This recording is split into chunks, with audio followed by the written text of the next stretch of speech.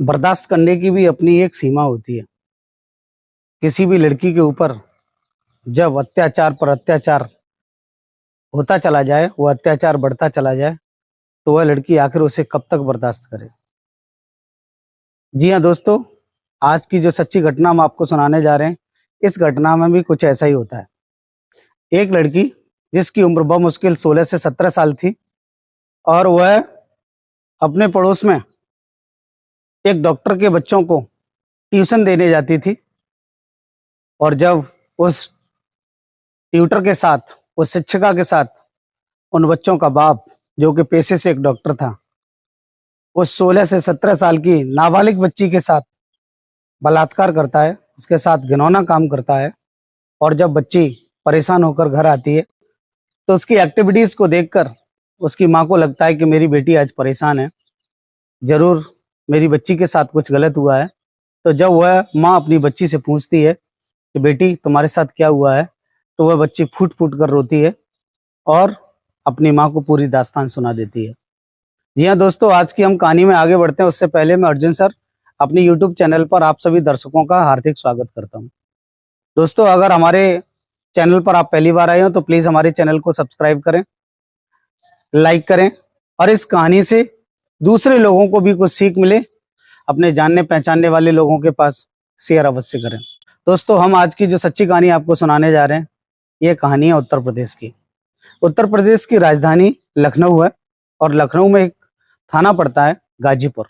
गाजीपुर थाने के अंतर्गत गांव की एक शिक्षिका, जिसकी उम्र बमुश्किल 16 से 17 साल थी, वह एक डॉक्टर के बच्चों को पढ़ाने के लिए उसके घर पे जाया करती थी। उसका अपना काम था, उसके जो 2 बच्चे थे उनको वो कोचिंग देती थी और कोचिंग देने के बाद अपने घर वापस चली आती थी। दरअसल हुआ एक दिन कुछ ऐसा कि जब वह शिक्षिका अपने घर से पढ़ाने के लिए उस डॉक्टर के घर पे पहुंचती है, जब वह शिक्षिका उस घर पे पहुंचती है तो उसे पता चलता है कि जो पढ़ने वाले बच्चे हैं वो अपनी माँ के साथ बाजार करने गए हैं, बाजार से कुछ सामान खरीदने गए हैं। तो इस जानकारी के उपरांत वह जब शिक्षिका आने को होती है तो उन बच्चों का बाप, जो कि पेशे से एक डॉक्टर था, वो शिक्षिका से कहता है कि मैडम आप अभी बैठिए और तब तक बच्चे बाजार से आते होंगे, फिर आप उनको पढ़ा दीजिएगा।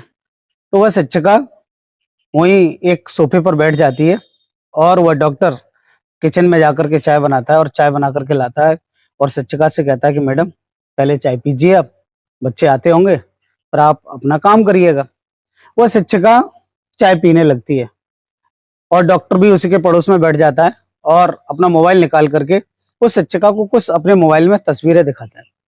वो तस्वीरें बहुत अश्लील थी। डॉक्टर जिन तस्वीरों को उस शिक्षिका को दिखा रहा था, वे सभी तस्वीरें अश्लील थी और उन सभी तस्वीरों में जो चेहरा लगा हुआ था वो उसी शिक्षिका का था।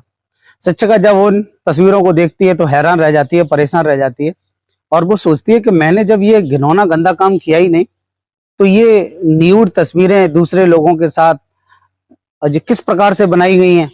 तो वो शिक्षिका कहती है मेरी तस्वीरें नहीं है।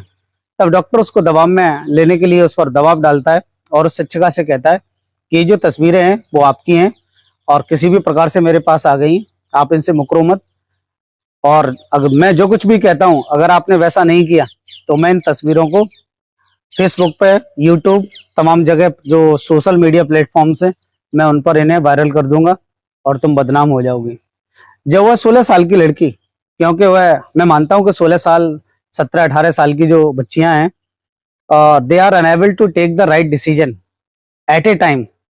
अर्जेंटली उन्हें क्या डिसीजन लेना चाहिए, मैं समझता हूं इस बात के लिए वो परिपक्व नहीं होती।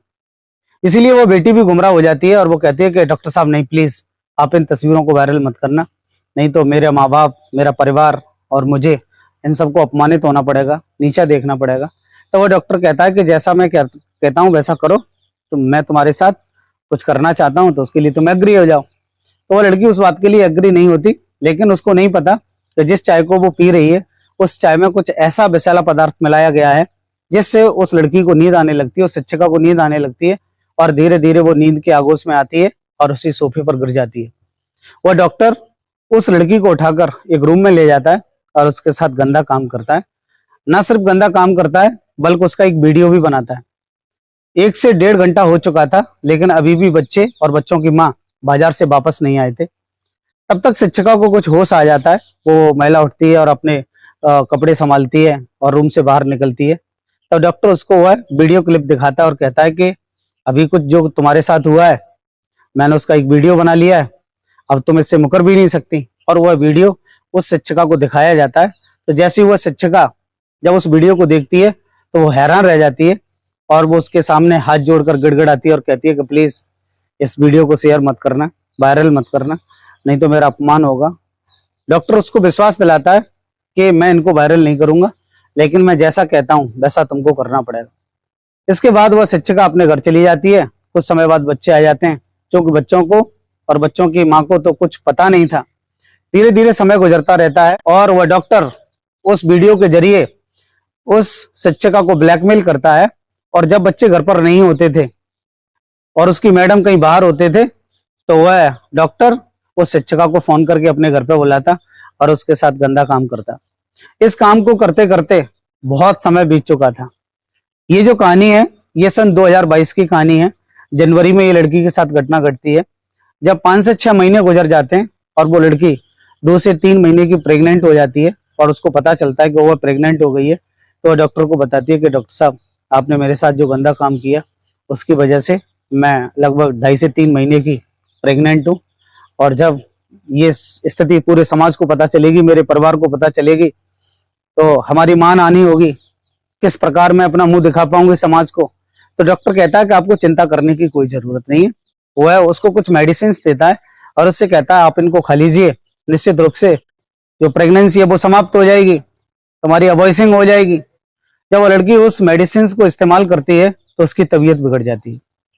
वह 2 से 3 दिन लगातार परेशान रहती है उस दवा की वजह से। और जब उसकी माँ उस बच्ची को पूछती है कि बेटा, ऐसा लगता है तुम बहुत परेशान हो, 3 दिन से तुमने बिस्तर नहीं छोड़ा, बहुत कम खाना खाती हो, आखिर बात क्या है? तो उसने कहा नहीं माँ, कोई बात नहीं है। पहले तो वो बच्ची छुपाती रहती है, लेकिन जब उसकी माँ उस पर दबाव डालती है तो वह बच्ची फूट फूट कर रोने लगती है और पूरा दर्द अपनी माँ के सामने बयां कर देती है। और उस डॉक्टर की काली करतूतें, जो उसने उसके साथ गंदा घिनौना काम किया, उन सभी बातों को वह अपनी माँ को सुना देती है। जैसी माँ इन सभी बातों को सुनती है वो एकदम हैरत में पड़ जाती है।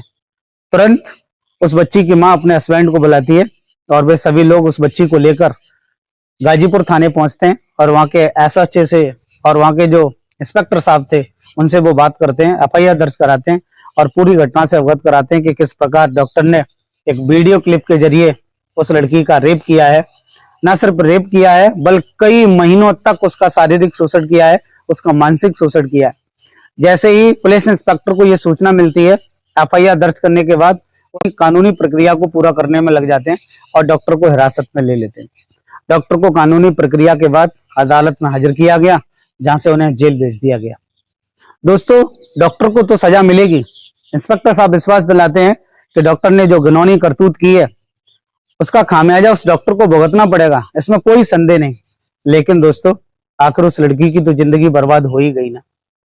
किस प्रकार एक बच्ची जो कि एक शिक्षिका बनने का सपना देखती है और उसी सपने को पूरा करने के लिए वह जब होम ट्यूशन लेती है, बच्चों को पढ़ाने जाती है ताकि उसे पढ़ाने का कुछ हुनर प्राप्त हो सके, और उसी बच्ची के साथ उन बच्चों का गार्जियंस यह घिनौना कृत्य कर देता है और बच्ची का पूरा जीवन बर्बाद हो जाता है। दोस्तों, ये थी आज की सच्ची कहानी। इस कहानी को सुनाने का मकसद किसी को परेशान करना नहीं, किसी के विचारों को कष्ट देना नहीं, बल्कि समाज को जागरूक करना है।